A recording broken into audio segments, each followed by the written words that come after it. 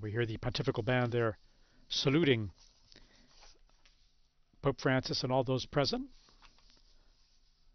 in performing the first bars of the pontifical anthem of Vatican City there.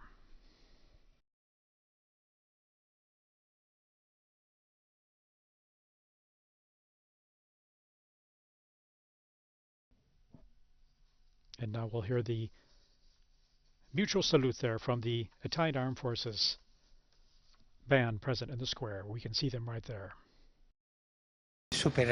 May the sound of weapons be silenced in Ukraine. May there be the boldness needed to open the door to negotiation and to gestures of dialogue and encounter in order to achieve a just and lasting peace. May the sound of arms be silenced in the Middle East.